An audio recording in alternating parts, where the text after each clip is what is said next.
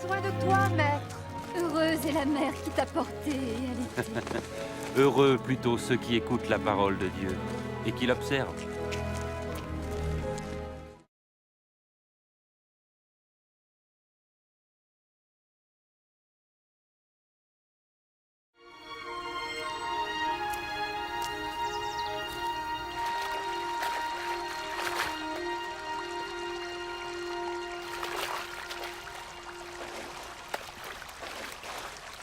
Apprends-nous à prier, comme Jean l'a appris à ses disciples.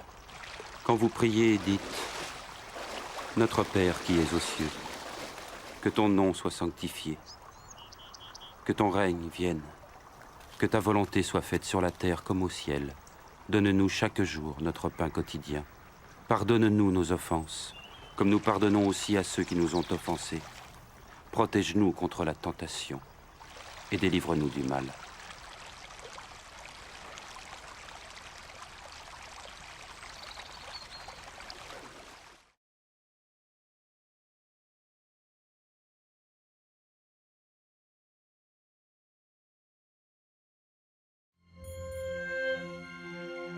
Dans les Saintes Écritures, Dieu déclare que le Messie viendrait pour être le sauveur du monde. La vie de Jésus prouve qu'il est bien celui dont les prophètes avaient parlé. Ésaïe a prophétisé que la Vierge deviendrait enceinte et qu'elle enfanterait un fils. Des siècles plus tard, la naissance de Jésus accomplissait cette prophétie.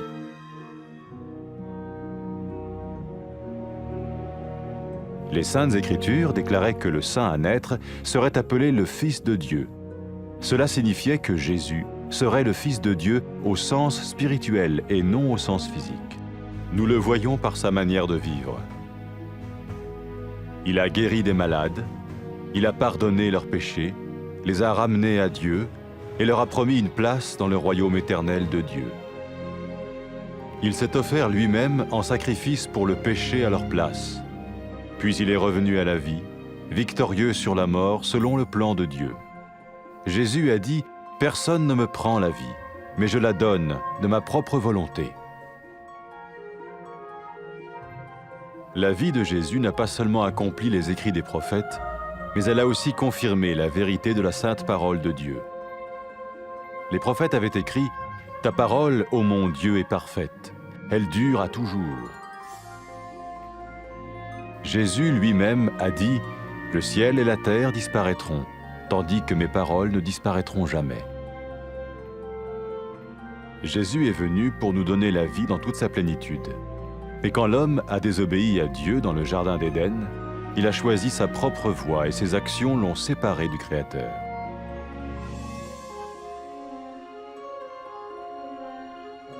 Les Saintes Écritures déclarent que tous ont péché et que le salaire que paye le péché, c'est la mort. Il s'agit de la mort spirituelle, éternelle séparation d'avec Dieu. Mais tout comme Dieu a donné un bélier pour qu'il meure à la place du fils d'Abraham, ainsi il a envoyé Jésus, le Messie, mourir à notre place. Sa vie, sa mort et sa résurrection restaurent la relation entre Dieu et tous ceux qui mettent leur confiance en lui. Maintenant, non seulement Jésus pardonne les péchés de ceux qui le suivent, mais il les sauve aussi du jugement éternel de Dieu. Ils sont sûrs d'aller au paradis et de vivre avec lui pour toujours. C'est cette vie et cette liberté de la culpabilité et du pouvoir du péché que Jésus offre à chacun aujourd'hui. Cela ne veut pas dire suivre une religion, mais choisir d'avoir foi en Jésus qui dit « Je me tiens à la porte et je frappe. Si quelqu'un entend ma voix et ouvre la porte, j'entrerai chez lui. » Cela veut dire se tourner vers Dieu et croire que Jésus vient dans nos vies pardonner nos péchés et nous rendre tels qu'il veut que nous soyons. Il ne suffit pas d'approuver intellectuellement ce qu'il dit, ni de vivre une expérience émotionnelle.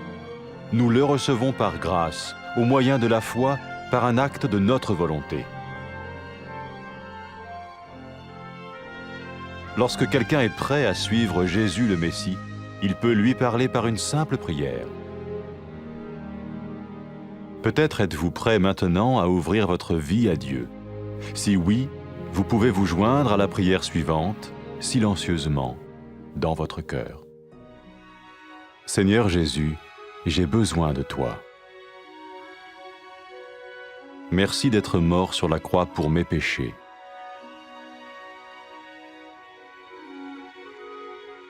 Je confesse mes péchés et je m'en repens.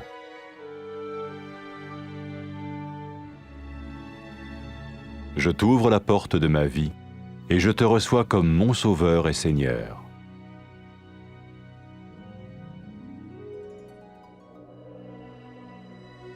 Merci de me pardonner mes péchés et de me donner la vie éternelle.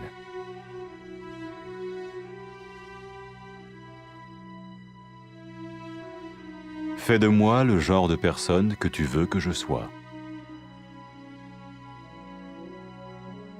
Maintenant que je deviens l'un de ceux qui te suivent. Amen.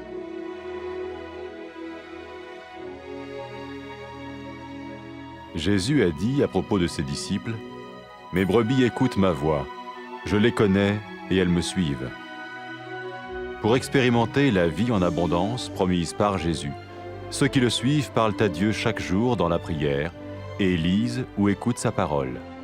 Ils parlent de lui à d'autres personnes et rencontrent régulièrement ceux qui l'aiment et le suivent. N'oubliez pas sa merveilleuse promesse. Tout pouvoir m'a été donné dans le ciel et sur la terre. Et sachez-le, je vais être avec vous tous les jours, jusqu'à la fin du monde.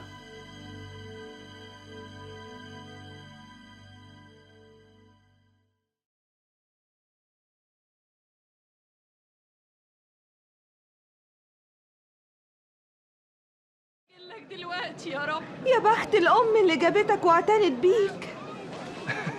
قولي يا بخت اللي بيسمعوا كلام الله وبيعملوا بيه.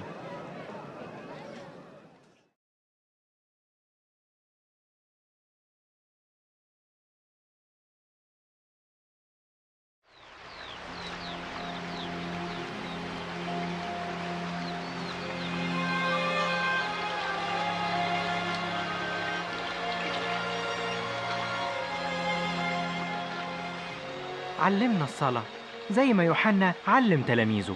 لما تصلوا قولوا: أبانا الذي في السماوات، ليتقدس اسمك، ليأتي ملكوتك، لتكن مشيئتك كما في السماء كذلك على الأرض. خبزنا كفافنا أعطينا اليوم، واغفر لنا ذنوبنا كما نغفر نحن أيضا للمذنبين إلينا، ولا تدخلنا في تجربة لكن نجينا من الشرير.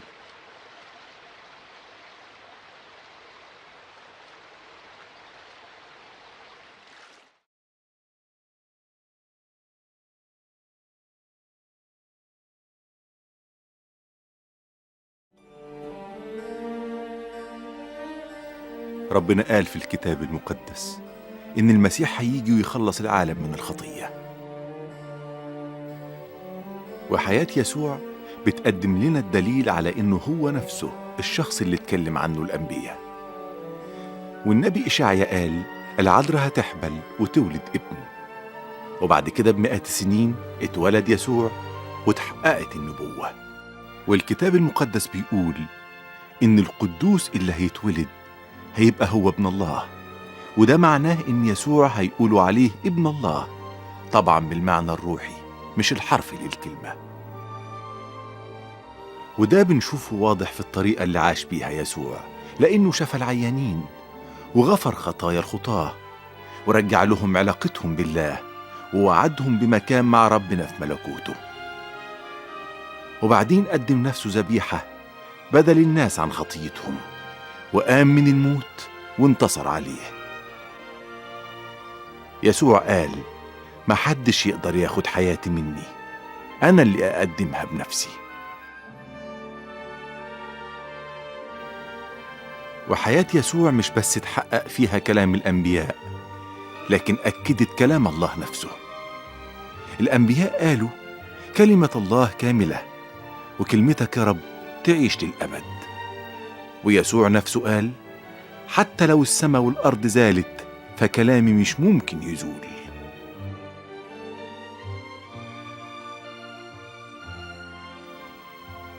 وجه يسوع عشان يدينا حياة سعيدة غنية.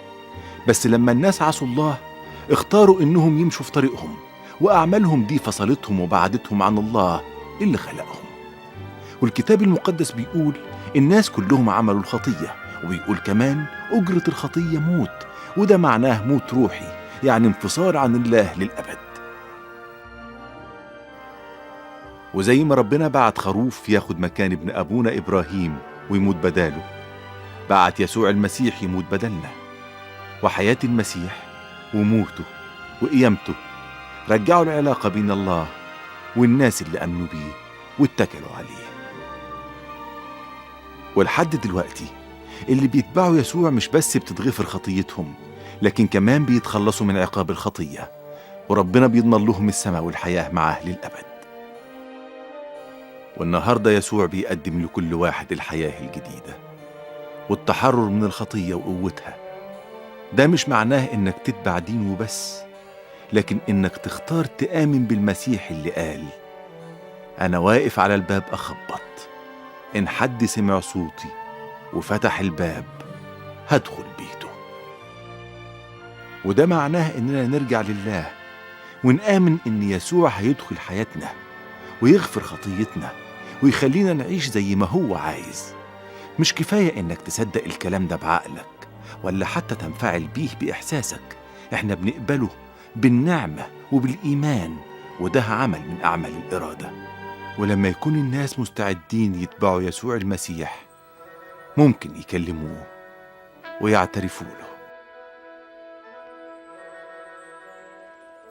إذا كنت مستعد لكده تعالى له، قرب منه واعترف بخطاياك وتعهد بإنك تتبعه.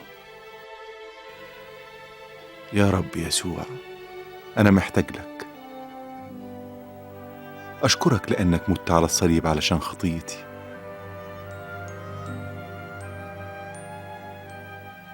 أنا بعترف وأتوب يا رب عن خطيتي.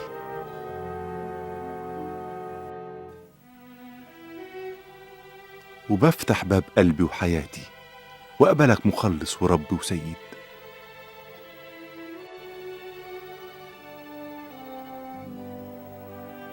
أشكرك لأنك غفرت خطيتي واديتني حياة أبدية.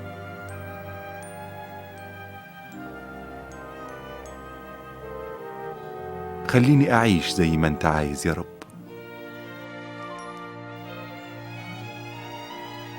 لأني هتبعك وامشي معاك. آمين.